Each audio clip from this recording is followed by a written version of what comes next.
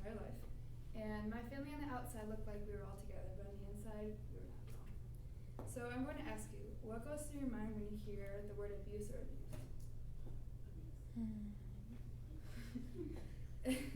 Now I'm going to ask you, what feelings arise when you hear that a young child gets abused for loving her parent?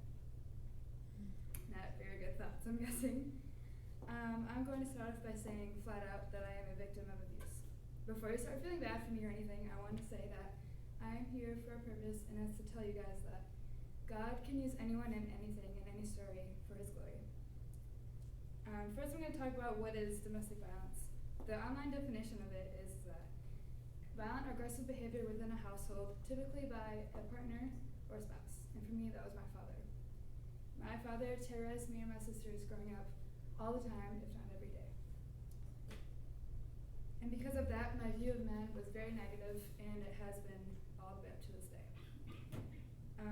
I'm going to share a quote by a lady named Laura Davis, and it shines a little bit of light on what it's like to be abused when you're a little girl. Abuse manipulates and twists a child's natural sense of trust and love. Her innocent feelings are belittled or mocked, and she learns to ignore her feelings. She can't afford to feel the full range of feelings in her body when she's being abused. Pain, outrage, hate, vengeance, confusion, and arousal. So she short-circuits them and goes numb. For many children, any expression of feeling, even a single tear, is cause for even more severe abuse. Again, the only resource is to shut down, and feelings go underground. Now, hearing that quote might make your heart sink a little bit, but despite the terrorizingness of my childhood, one thing stayed constant the whole time, and that was my relationship with Jesus. Now I'm going to talk about God volunteering to become something that you need Him exactly to be. Growing up, I did not have a loving father, obviously. I had a dehumanizing father. But by the grace of God, I wasn't left fatherless, and I wasn't left alone. I had a heavenly Father. In times of deep or shallow despair, we need Jesus, period. Whatever you need Him to be, whether that's a friend, a partner, or even a crutch, He will be exactly that for you. So for many years, I felt as if, though, Jesus Himself was taking upon Himself the role of being my Father, the Father that I so desperately needed and deserved. Isaiah 43 verse 2 says, "When you go through deep waters, I will be with you. When you go through rivers of difficulty, you will not drown. When you walk through the fire and oppression, you will not be burned up. The flames will not consume you."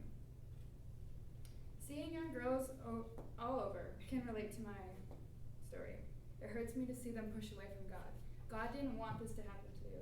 He saw it and made it as an opportunity for His glory. It just depends on the victim and how they want to view it in their way.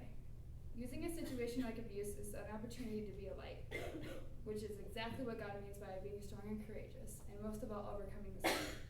Jeremiah 29 verse 11 is one of my favorite verses. "For I know the plans that I have you, declares the Lord, plans to prosper you and not to harm you, plans to give you hope in the future." And in closing, I want to leave you all with this. God can and use anyone to be a light in this darkness. He is using my childhood terrors to help others who have similar stories I do. I have developed relationships with guys here at APU.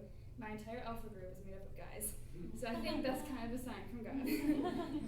So over a decade, having developed relationships with guys is very special to me. So God works in mysterious ways, and we can do all things through Christ who